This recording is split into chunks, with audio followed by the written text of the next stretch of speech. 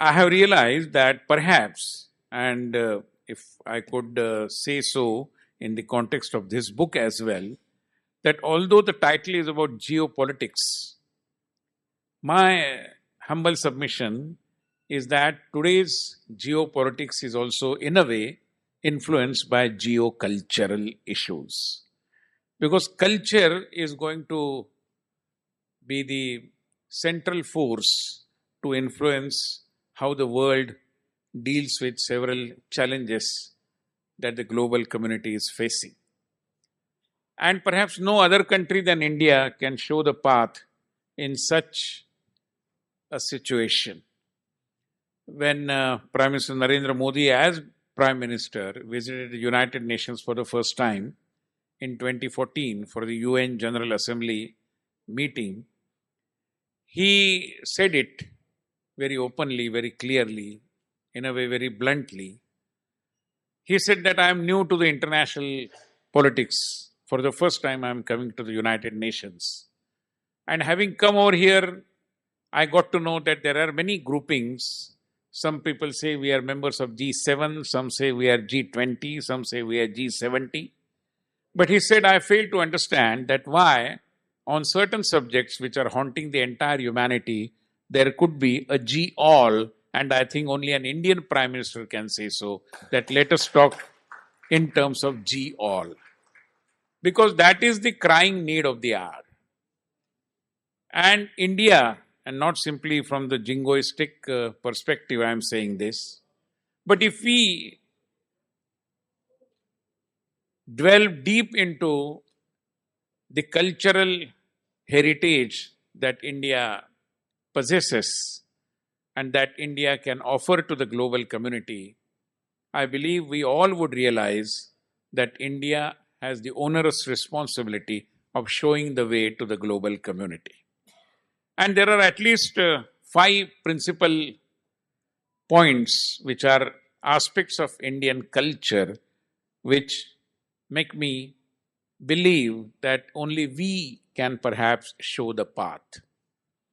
For example, today, whether it is the crisis in the Middle East or in Europe, the issue is about identity and who is superior than whom. And in this context, I believe India alone can show the path because we have always believed in Ekam Sat Vipra Bahuda Vadanti. We never said that ours is the only path. We never said that my way or highway. We never believed in any kind of monopolism, perhaps not even hegemonism. We believed Ekam Sat Vipra Bahuda Vadanti, which is our idea of spiritual democracy. And it is the spiritual democracy which eventually will have the last laugh. Because if one particular belief system believes that we are the only valid system and others are invalid, I am sure the global community is going to face innumerable challenges. And therefore, India shows the path, which is that of spiritual democracy, which is very well defined through Ekam Sat Vipra Bahuda Vadanti. The second point is about our tradition of worshipping Mother Nature. Many of us and many traditional families, and especially the elder one in those families, start their day by seeking forgiveness of Mother Earth. Padasparsham kshamasvame is what we say. That is our idea of sustainability. The global community started thinking about sustainability maybe some 30 years before, and now the United Nations is talking about sustainable development goals. But sustainability was our prime concern. And we never talked about conquest over nature. We never said what we look for is confluence with nature. And if we go by this idea of confluence with nature, I think there would not be any conflict and we can all take the path of sustainability. And therefore, that is the second important thing why I believe India alone can show the way to a confused global community.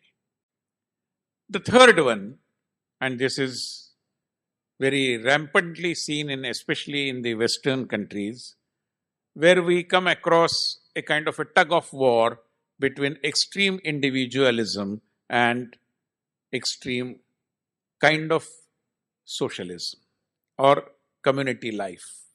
And we know what happened in the ex-USSR and how many countries then liberated from the USSR. But they are also facing the challenge how to deal with ultra-individualistic tendencies. And I think here again, India shows the way. Because our family system shows how do we balance between individualism and collectivism, if I may put it that way. Look at our family system. In our country, we don't have just uncles and aunts. We have chachi, mami, fufi. We don't have just cousins. We have a chachera bhai, a mamera. Every other individual relationship is identified and recognized with a specific title because we respect that relationship. And therefore, with that kind of an approach, we know the importance of individualism, but not at the cost of collectivism. We definitely regard the importance of individuality, individual relations, but that too within the umbrella of family. And therefore, this is the third important reason why I believe India alone can perhaps show the way. The fourth one, again, it is about our families, and globally we find how wokeism is dominating the global narrative for that matter. And there is some kind of a height of confusion that is being seen, especially in countries like USA and even in Europe for that matter. And people are talking about gender fluidity and all those kinds of very weird ideas in a way. Gender issues are important, no doubt about it. And we are for all gender equality. And there again, India shows the way with the model, with the ideal in a way of Ardhanari Nateshwara. If we believe that in every individual there is some feminine element and some masculine element, and both the elements peacefully coexist in an individual, no matter whether he is considered as man or she is considered as a woman. If we recognize that, there of course is no question of any conflict or any superiority or inferiority of any particular gender. And therefore, gender equality, in a way, is inbuilt in our cultural ethos. And if we appreciate this fact, then I believe all these wokeism-related ideas also don't stand any relevance. And in that context, again, I believe Indian culture perhaps has the ability to provide answers to the questions that the global community finds itself in the midst of. Lastly, our idea of Antyodaya. Even today, many countries believe that socialism is the only way. And there are other countries who believe that capitalism is the only way. Whereas we believe in Antyodaya, which is the most deprived should be considered as the most deserving when it comes to the distribution of the fruits of development. And that is the golden mean. That is the balance that we have been able to strike between ultra-capitalistic ideas and ultra-socialistic ideas. I believe global community would appreciate the importance of Indian philosophy, Indian worldview, and in that context, if we are able to communicate to the global community what India is all about. See, India is not just a map, a part of the map of Committee of Nations in the world. India is a living organism. India is a civilizational country. And therefore, India has to remain India.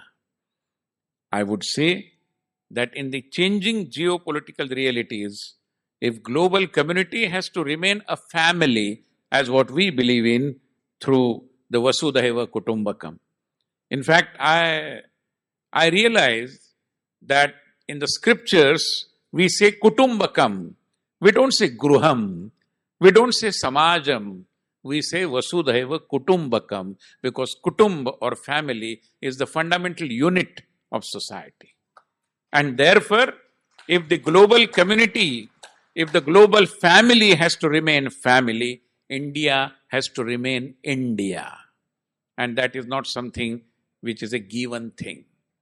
Let me therefore underscore the fact that with these kinds of books, if we are able to spread awareness about this fact that India has to remain India, if global family has to remain a global family, the responsibility certainly is on our shoulders as well.